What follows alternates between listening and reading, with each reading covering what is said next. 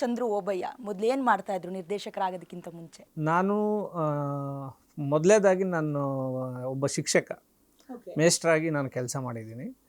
ಅದಾದಮೇಲೆ ರೈಟರಾಗಿ ನಾನು ಪ್ರಾರಂಭ ಮಾಡಿದೆ. ಸಾಹಿತ್ಯ ಲೋಕಕ್ಕೆ ಹೋದೆ. ಅಲ್ಲೊಂದು ಒಂದು 4 ಕಾದಂಬರಿಗಳು ಬರೆದೆ ನಾನು.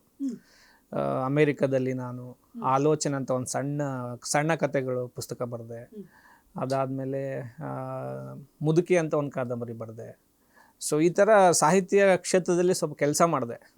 ಅಲ್ಲೇನಾಯ್ತು, ನನಗೆ ಈ ಕತೆಗಳನ್ನು ಹೆಂಗೆ ಕಟ್ಟೋದು, ಫಸ್ಟ್ ಕವನಗಳು ಈ ಫೇಸ್ಬುಕ್ ಬಂದಾದಮೇಲೆ, ಫೇಸ್ಬುಕ್ ಜಗತ್ತಲ್ಲಿ ಬಂದಾದಮೇಲೆ, ನನಗೆ ಫೇಸ್ಬುಕ್ ಯೂಸ್ ಮಾಡೋದು ಗೊತ್ತಾದಮೇಲೆ ಈ ಕವನಗಳು ಬರೆಯೋಕ್ಕೆ ನಾನು ಚಿಕ್ಕಲ್ಲಿ 4 ಚುಟುಕು ಕವನ ಅಂತಾರಲ್ಲ, ಚಿಕ್ಕ ಕವನಗಳು ಬರೆದು ಆಗ್ತಾಯಿದ್ದೆ ಫೇಸ್ಬುಕ್ಗೆ.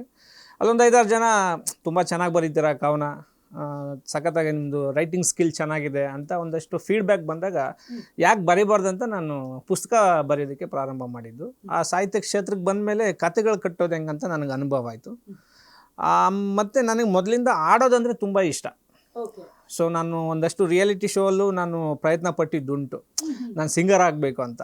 ಒಟ್ಟಾರೆ ಅಂದರೆ ಈ ಒಂದು ಎಂಟರ್ಟೈನ್ಮೆಂಟ್ ಫೀಲ್ಡ್ ಅಂದರೆ ಈ ಕ್ಷೇತ್ರ ಏನಿದೆಯೋ, ಅದು ಸಂಗೀತ ಆಗಿರ್ಬೋದು, ಸಾಹಿತ್ಯ ಆಗಿರ್ಬೋದು, ನಟನೆ ಆಗಿರ್ಬೋದು, ಸೊ ಈ ಕ್ಷೇತ್ರದಲ್ಲೇ ನನಗೆ ಜಾಸ್ತಿ ಒಲವು. ನನಗೆ ನಾನು ಟೀಚರ್ ಟ್ರೈನಿಂಗ್ ಕಂಪ್ಲೀಟ್ ಆಗೋದ್ರೂ ನನಗೆ ನೀನು ಶಿಕ್ಷಕ ವೃತ್ತಿ ನಾನು ಮಾಡಬೇಕು, ಸರ್ಕಾರದಿಂದ ಸಂಬಳ ತಗೊಬೇಕು, ಅದು ನನ್ನ ಮೈಂಡಲ್ಲೇ ಇಲ್ಲ. ನಾನು ಒಂದೇ ಸಲ CET ಎಕ್ಸಾಮ್ ಬರೆದಿದ್ದು.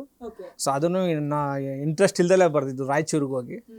ಚಂದ್ರು ಓಬಯ್ಯ ಮೊದಲು ಏನು ಮಾಡ್ತಾ ಇದ್ರು ನಿರ್ದೇಶಕರಾಗೋದಕ್ಕಿಂತ ಮುಂಚೆ? ನಾನು ಮೊದಲೇದಾಗಿ ನಾನು ಒಬ್ಬ ಶಿಕ್ಷಕ, ಮೇಸ್ಟ್ರಾಗಿ ನಾನು ಕೆಲಸ ಮಾಡಿದ್ದೀನಿ.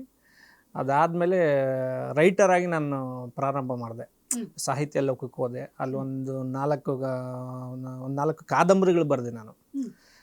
ಅಮೇರಿಕಾದಲ್ಲಿ ನಾನು, ಆಲೋಚನೆ ಅಂತ ಒಂದು ಸಣ್ಣ ಕಥೆಗಳು ಪುಸ್ತಕ ಬರೆದೆ. ಅದಾದಮೇಲೆ ಮುದುಕಿ ಅಂತ ಒಂದು ಕಾದಂಬರಿ ಬರೆದೆ. ಸೊ ಈ ಥರ ಸಾಹಿತ್ಯ ಕ್ಷೇತ್ರದಲ್ಲಿ ಸ್ವಲ್ಪ ಕೆಲಸ ಮಾಡಿದೆ.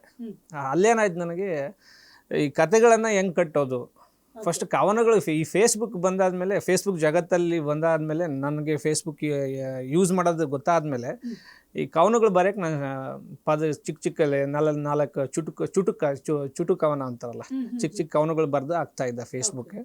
ಅಲ್ಲೊಂದು 5-6 ಜನ ತುಂಬ ಚೆನ್ನಾಗಿ ಬರೀತೀರ ಕವನ, ಸಖತ್ತಾಗಿ ನಿಮ್ಮದು ರೈಟಿಂಗ್ ಸ್ಕಿಲ್ ಚೆನ್ನಾಗಿದೆ ಅಂತ ಒಂದಷ್ಟು ಫೀಡ್ಬ್ಯಾಕ್ ಬಂದಾಗ ಯಾಕೆ ಬರೀಬಾರ್ದಂತ ನಾನು ಪುಸ್ತಕ ಬರೆಯೋದಕ್ಕೆ ಪ್ರಾರಂಭ ಮಾಡಿದ್ದು. ಆ ಸಾಹಿತ್ಯ ಕ್ಷೇತ್ರಕ್ಕೆ ಬಂದಮೇಲೆ ಕತೆಗಳು ಕಟ್ಟೋದು ಹೆಂಗಂತ ನನಗೆ ಅನುಭವ ಆಯಿತು. ಮತ್ತು ನನಗೆ ಮೊದಲಿಂದ ಆಡೋದಂದರೆ ತುಂಬ ಇಷ್ಟ. ಸೊ ನಾನು ಒಂದಷ್ಟು ರಿಯಾಲಿಟಿ ಶೋ ಅಲ್ಲೂ ನಾನು ಪ್ರಯತ್ನ ಪಟ್ಟಿದ್ದುಂಟು, ನಾನು ಸಿಂಗರ್ ಆಗಬೇಕು ಅಂತ. ಒಟ್ಟಾರೆ ಅಂದರೆ ಈ ಒಂದು ಎಂಟರ್ಟೈನ್ಮೆಂಟ್ ಫೀಲ್ಡ್ ಅಂದರೆ ಈ ಕ್ಷೇತ್ರ ಏನಿದೆಯೋ, ಅದು ಸಂಗೀತ ಆಗಿರ್ಬೋದು, ಸಾಹಿತ್ಯ ಆಗಿರ್ಬೋದು, ನಟನೆ ಆಗಿರ್ಬೋದು, ಸೊ ಈ ಕ್ಷೇತ್ರದಲ್ಲೇ ನನಗೆ ಜಾಸ್ತಿ ಒಲವು. ನನಗೆ ನಾನು ಟೀಚರ್ ಟ್ರೈನಿಂಗ್ ಕಂಪ್ಲೀಟ್ ಆಗೋದ್ರೂ ನನಗೆ ನೀನು ಶಿಕ್ಷಕ ವೃತ್ತಿ ನಾನು ಮಾಡಬೇಕು, ಸರ್ಕಾರದಿಂದ ಸಂಬಳ ತಗೊಬೇಕು, ಅದು ನನ್ನ ಮೈಂಡಲ್ಲೇ ಇಲ್ಲ. ನಾನು ಒಂದೇ ಸಲ CET ಎಕ್ಸಾಮ್ ಬರೆದಿದ್ದು. ಸೊ ಅದನ್ನು ಇಂಟ್ರೆಸ್ಟ್ ಇಲ್ದಲೇ ಬರೆದಿದ್ದು, ರಾಯಚೂರಿಗೆ ಹೋಗಿ.